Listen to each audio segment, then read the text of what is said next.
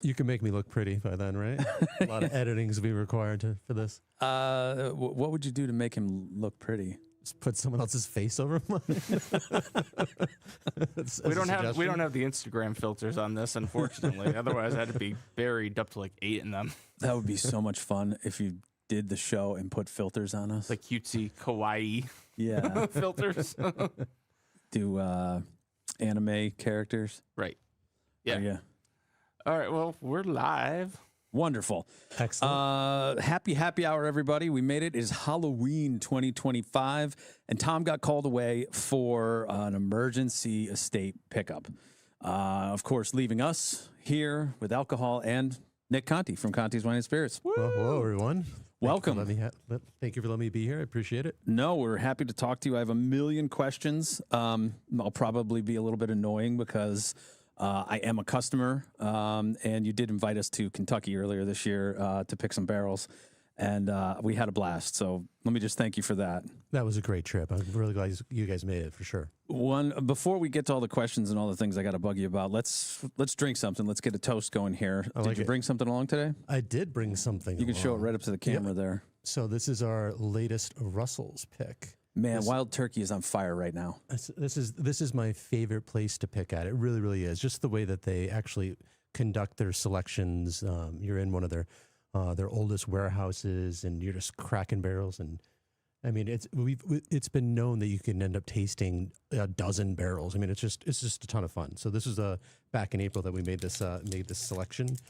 And we called it 1 Pound Fish. Do you know that song? 1 Pound Fish? No, I don't know that song. I think it's Big Bussy is the artist. Okay. It's an interesting. You should probably play it. It's an interesting little tune. So yeah, 1 Pound Fish, and this is literally one of my favorite. Great color on it. Yeah. You know, I see a lot of those that look maybe a little more thin, but that one looks nice and dark. Here, I'll take that for I'll end up pouring it all over your you know, I can't say I've ever had a bad Russell's Reserve anything. Yeah. But I will say that I've had some that were exceptional and stand out. Yeah, these are definitely. If I see these when I'm out in the wild, other stores or whatnot, I buy these picks. You want some, Vin? Yeah. All right. Thank you. So, yeah, you know what? When How am I supposed to pour? You're definitely celebrating Halloween.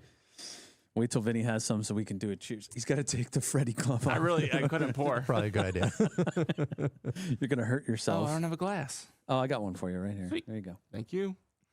And do you get to know the age of the barrel? Like, do you know how many years this has been in? Approximately. Okay, approximately. Yeah. But it's surprising how some folks don't. I mean, there's so many barrels, so they generally won't disclose it right away, anyways, because you have to do math, and there's the A, B, C, D for months and things like that, depending on the distillery. So it's kind of a second thought. One of the more fascinating things about the way Wild Turkey makes its bourbon, and its rye for that matter, is that they do everything with 2 mash bills, a rye mash bill and a bourbon mash bill, right. And that's it. Right. And then everything else is barrel and rickhouse. Yeah. So one floor is going to do something completely different than the other floor. Yep. They move things around. Right. And you could get a 10-year that tastes like a 15-year from them just because they left it up high or something. Right. And in one year, depending on when they're pulling barrels at one warehouse at one floor, is like, oh, that's pretty good. And then it ages another year and it's out of this world. Right. And there's a lot of people that just follow that. So they go that release, that line of releases is the one you want. And what they did with the hot bottle of the year, I think contender for whiskey of the year is Beacon, Master's Keep Beacon. Yeah. They mixed 16-year Russell's Reserve with 10-year Russell's Reserve, or a Russell pick, if you will. Right. And it's more complex and more rich than last year's 15-year. It's crazy. And you went, oh, okay, they put 10 and 16 together, and they made something completely different. I mean, it's the people that are there, it's their palates. All right, well, cheers. Yeah, happy hour. Thanks for coming, Vinny. Thank you. Cheers. Thanks for hanging out on your Halloween here. Thanks, Mr. Conti, for bringing this in. Thank you. Oh, that's good. Wow. Way more cherry than normal, but it's delicious. And it's got a good finish. That is. Yeah. Good pick. Thank you. Yeah, no, I think so too. Is there enough bottles for everybody there? There's still we released this week, and there's still some there. Okay, so you released it to the public. Anybody can come and buy this one. We released it to our loyalty. We gave our loyalty folks the first shot at it. Okay. So it was an average size barrel, so I think there's still quite a few bottles left. I buy a lot of bottles all over the place. I have favorite stores, and I've been part of your loyalty program maybe like a year now. And the way it works is you just give your phone number at the register, and you get ranked based on how much you've spent compared to everyone else. Right, you earn points. Yep. Yep, you earn points. And I think that's a really great way to handle allocated product and barrel selections where there isn't enough for anyone, where you're not just camping out overnight necessarily, or you're everybody rushes in and does a shelf clear and then sells it on secondary. Right. And I think I got my first one last week, which was your E.H. Taylor pick. And I was surprised by a couple of things. Thankfully, I had my brother's stag party, so I was able to go in and buy all the liquor for the stag party at your Thank place. you so much. And I'm like, oh, this is cool. I bought some of the Elijah Craig barrel pick that you had, and it was gone. They cleared out 3 bottles at the stag party. Right. And I was like, awesome, I can get an E.H. Taylor. And I didn't even ask what the price was. I just said, this is a E.H. Taylor single barrel. They're all great. In the auction, sometimes they bring upwards to $200. Yeah. And I went in and I said, I got there just in time. I think there's only 4 or 5 bottles left. And I went to the register and it was $81. Yeah. You sold an E.H. Taylor single barrel for $81. You don't find them in the wild for that. That's what they should sell for. Yeah. Well, yeah, that's what they should. Right. But so you're rewarding the people who work with you. That's the whole point of it. It's supposed to go those folks that shop regularly at the store. There's it's nothing worse than the person that lives in the area, lives in your town, that they want this allocated item, but they can't get it because people drove in from all these other markets and camped out overnight. So what are you doing with, like, if you only get 1 case of allocated product or like a couple bottles of Weller product or something? What do you do? How do you make that fair? It's kind of the same process. We alert the folks within the group, the loyalty program, and we have some stuff. You're doing like shelves. Text messages and email and social media to notify everybody. Mostly text and email, because social then it brings people in that don't normally shop at the store. Okay. People drive the extra. But some folks will complain about us being 20 minutes away to participate in the loyalty program, which I totally get. They're going to pass like 30 stores in 20 minutes. But they'll drive an hour for that allocated bottle, no problem. So it's really kind of contradictory. Right. Okay. I got to tell you, man, when I hear somebody complain about a 20-minute drive, we're in Connecticut. A 20-minute drive in Connecticut is getting lunch. Right. It's not that bad. Okay. 20 minutes to anywhere. I agree. And if you live in Texas, people drive 3 hours to go to dinner. Yeah. It's just I don't know. That's people who value their time very differently than I do. Yeah. Same here. I can completely appreciate folks being disappointed for not getting what they want. But we get a little bit of hate, and I guess the same thing in that regard. I say that it's flattering because obviously they care enough to be upset with us because they didn't get what they wanted from us. But I think that's because we drop really good barrels and we have a lot of good picks. So yes, you do drop good barrels. I'm since I've started the good bottle auctions and really hunted whiskey, I'm shocked at how many places you go and you taste their barrels and you're like, whoa, you picked that? But I won't name names, but I've had a couple of specifically Elijah Craig barrel proofs that I go, oh, I'm not interested in that. Yeah, I like to say that we have a lot of experience picking barrels and doing it as long as we have, and there is an art to what does it taste like out of the barrel now, but you have to have the forethought to understand what's going to happen when they actually dump it, which could be several weeks, months down the road, as long as a year down the road. What's it going to be like? Right, and this Russell's Reserve right here is, let's see, what's the proof on this one? It's 110. So they knocked it back a couple of points, basically, right, to get it to 110. Right. So do you remember what it was when you tasted it? No, they don't even tell you. Okay, so they don't even tell you that you don't even know, but it's going to get proofed down at least a little. Yeah, and the thing with them is I've picked barrels there thinking it was going to be a Russell's, but it came in under, so they had to make it like a Kentucky Spirit, which is 101. Okay. That happens. Well, it used to happen often. They've recently upped their barrel entry proof, I believe, right? at Wild Turkey. I don't know that. I think they did. I think they're putting it in hotter now. Don't quote me on that. But forever and forever and forever, they had a barrel entry proof that I think Jimmy Russell was arguing with. Yeah. So that he wanted it higher so he could make higher barrel picks and do different things with proofing. And that's something I wanted to talk to you about, your Elijah Craig single barrel that you recently did. It's in the store. I think it's still available. I saw it last week. I believe there's a few bottles left. Right. We just sold out of a couple barrels, so I don't think that was one of them. Will you proof that to 94? Yeah. So you did an Elijah Craig single barrel that you could have done at barrel proof, Right. and proofed it down to 94, and it's like this is going to sound funny, but it's the best Elijah Craig small batch I ever had, right? Which is what the normal small batch is at. Yeah, yeah. And what, aside from the obvious answer of yield, what made you decide to do that? Well, we saw that there was a hole, in the single barrel category. I mean, there just wasn't a lot of single barrels out there at that proof. And listen, I love drinking barrel proof all the time, and it's fun. But after a while, it's like I want to have a pour, but I don't want to drink 130 proof whiskey right now. Right. I'd like to have more than one whiskey over the course of the evening. Correct. And the proof people are going to probably argue with me. Tom will probably argue because he likes American light whiskey and he likes really hot stuff, the hot Jack Daniels releases. And I'm really and again, I'm going to get made fun of. I really like Weller 12.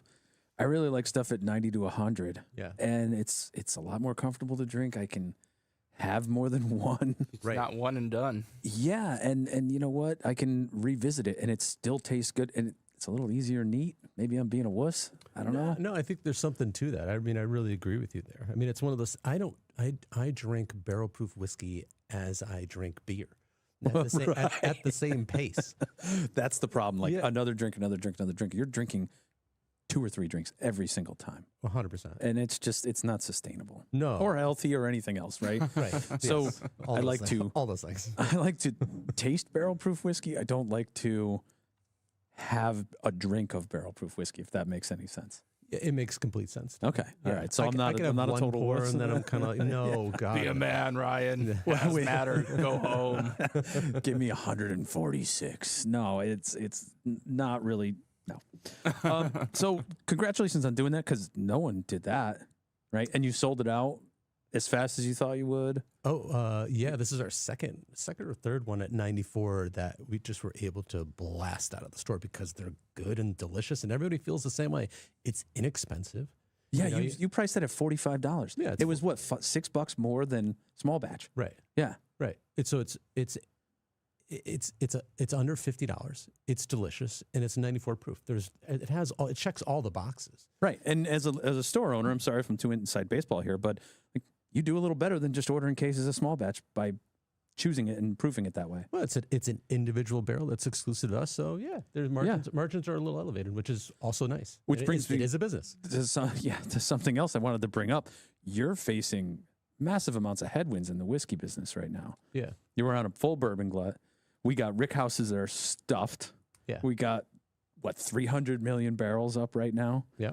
And sales are down across the board. The industry says sales are down. Average whiskey is sitting a lot longer. Yeah. Anybody who did contract distilling and slapped a silly label on it is kind of twiddling their thumbs right now. Right. And good stuff always sells. Obviously, the Buffalo Traces. Obviously, anything that's a more scarce Heaven Hill or anything from those distilleries. A special Jack Daniels release comes out, you can't get it. Right. But you're being crafty. You're being clever about it. You're taking care of your customers, and even some of your other barrel picks are moving. For sure. Yeah, we didn't really back off on our barrel program very much at all. We've become more selective. We've reached out to folks to see how they can work with us. I mean, we're moving still a ton of whiskey, which is phenomenal and awesome. So you're an anomaly.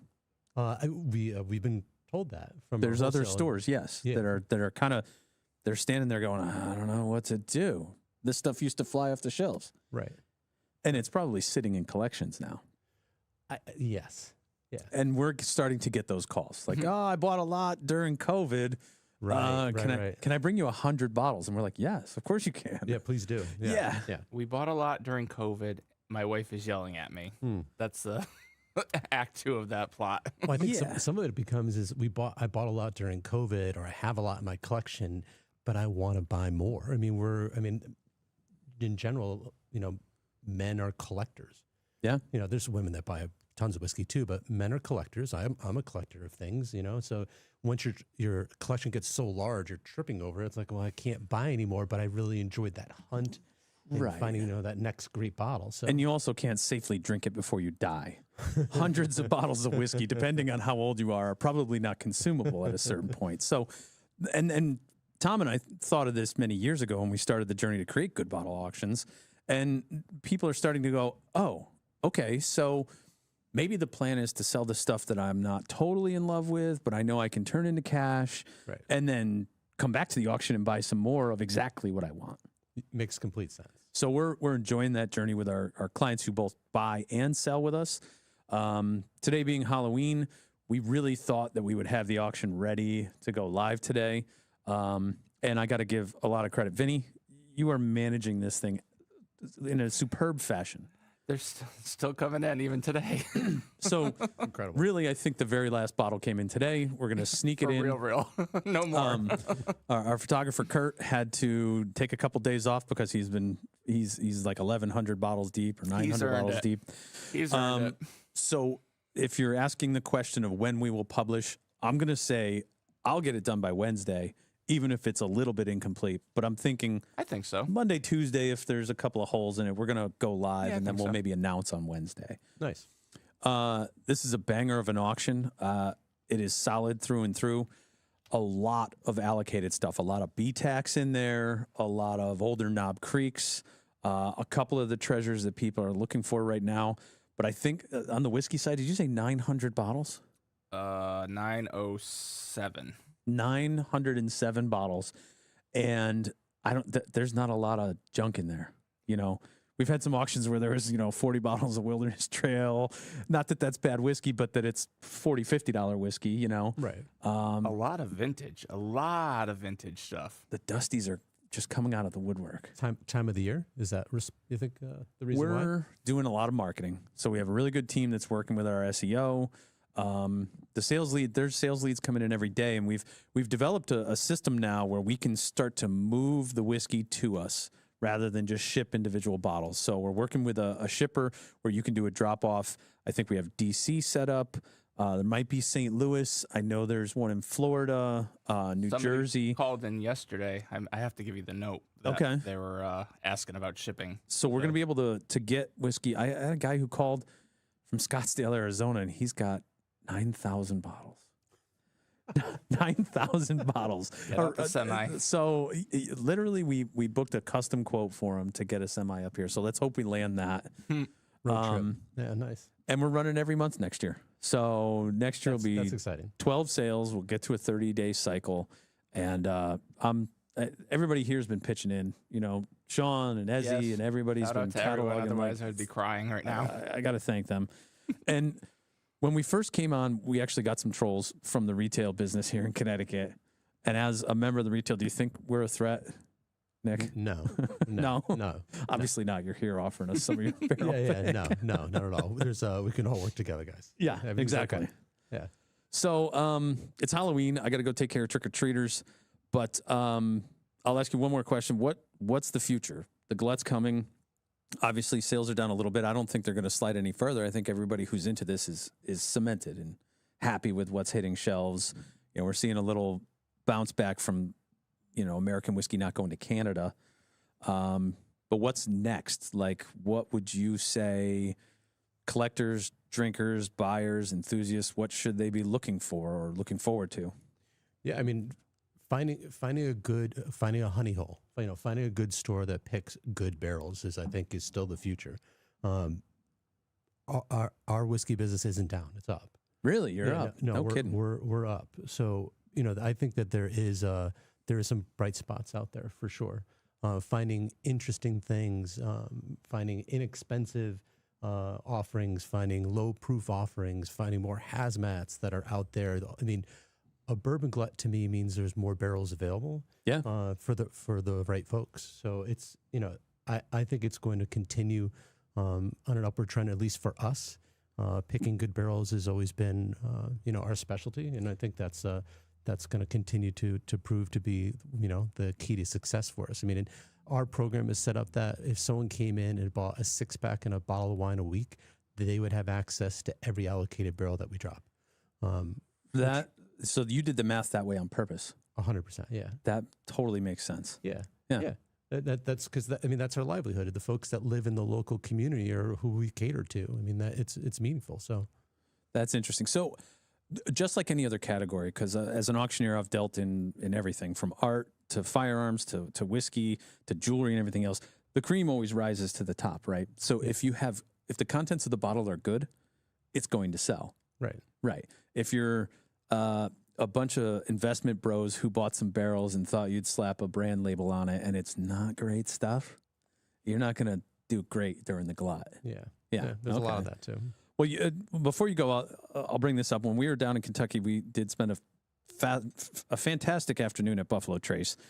You and I very wisely spit during most of that tasting. Yeah. Tom and your friends did not. No.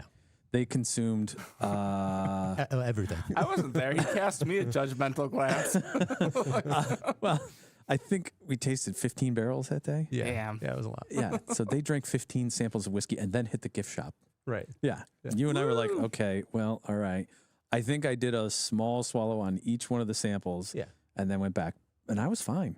Same. Yeah, right. Because we knew the rest of the evening would unfold badly for the other people with us. And through experience, having done that, I knew better than to do that. Right. Yeah. You and I pow out ahead of time, much like my wife and I do before a drinking party, like Smart. with friends. We go, all right, buzz maintenance. All right. You gotta check in with each other all night. I like that buzz maintenance. I'm going to steal that. That's good. So the next morning, you and I were fine. Yeah. Yeah, we woke up bright great. and early, felt great, and then got on the bus to go to Bardstown. Yeah. Yeah. And the other guys were dragging ass. They definitely were. Yeah. And went to Bardstown, which is still relatively new to Connecticut this year. Yeah. Bardstown formed in 2014, started distilling in 2016, built a state-of-the-art campus, amazing distillery. They do contract distilling. They have a beautiful restaurant there. It's a very good restaurant too. They have a dusty whiskey library that you can book. A lot of fun.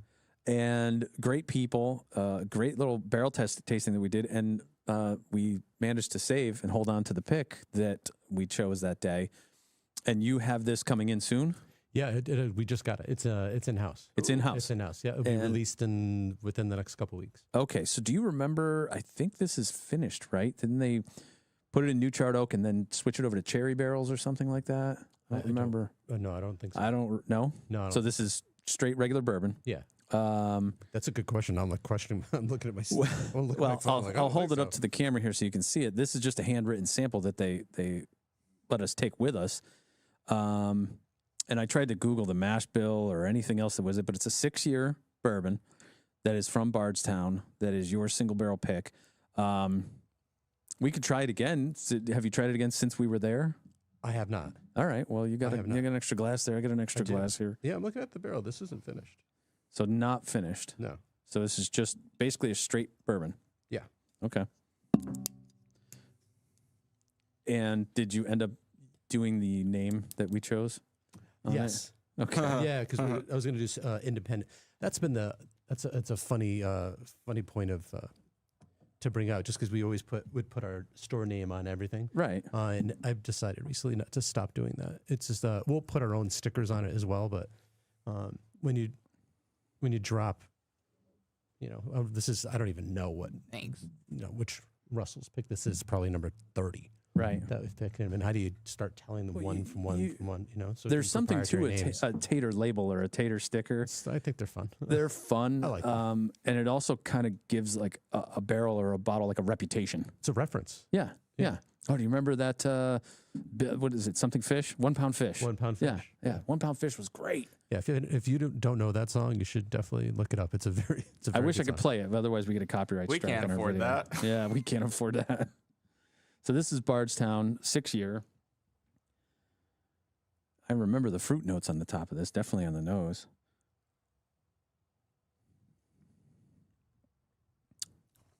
That's delicious. What is it? Apricot? Is that what that is? I get apricot. Like a dried apricot, like one of those soft ones that you get in the bag in bulk. 114 proof. I don't know if I borked my palate with vanilla Coke in between, but I get nutty, very nutty. No, I get that too. And definitely, dried apricots is spot on. Yeah. I mean, it's a very well balanced. It's delicious. Nice and, yeah, no, it's a great drinker. That has way more complex for a 6-year than I would think. Right. Right. And that's a funny thing. I mean, barrel ages. I try not to be so. I try not to personally be stuck on it because I've had great 6 years. You know, great 9 years, shitty 12 years. I mean, it's not. Did you bottle this at barrel proof? Yeah. So 114, and it's called what? Live, laugh, chug. Live, laugh, chug. Live, laugh, chug. Yeah. So. I look forward to, hopefully I've spent enough in the loyalty program. I would never want to move outside of that and be accused of any favors. So hopefully I get in on that one. Awesome, Nick. Thank you for coming in. Go to Conti's Wine and Spirits, check them out. And, before anybody says we're playing favorites or wants to troll us on it, I will invite any store owner to our show in the state of Connecticut, in the state of Massachusetts. We've had many. Yes, we've had other ones, but if you want to come on, just reach out to us because I actually want to ask the same questions of everybody. I think this is fascinating. I think there's this weird mystique about bourbon hunting or whiskey hunting that people, they don't take the time to ask questions or make relationships. And that's one of the best parts about this. I mean, I think you're right. I mean, there's no animosity amongst stores in the state either. I mean, I'd have a pour with anyone. We're all in the same community. We're all in the same business. There's room for everyone. I've invited a bunch of store owners on who declined. And I'm like, all right. I'm so surprised by that because it's not, I mean, I never, our policy is we don't talk bad about anyone because why do that? We're good. Yeah. We want to be good people, good humans. We're all in the same game together. I mean, we're all in the same community. Why? Well, it's also a waste of energy. I could spend that energy acquiring whiskey rather than complaining about somebody else. Exactly. All right. So mid next week, you'll see the catalog. I'm sorry I can't guarantee the day for you right now.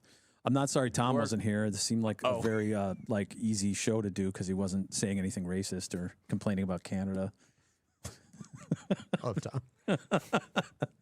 All right, Nick, thank you. Thank you. Thank you for joining us. Thank you. Happy Halloween, everybody. Cheers. And we'll Cheers, be back everyone. next Happy week. Halloween. Happy Halloween. Peace.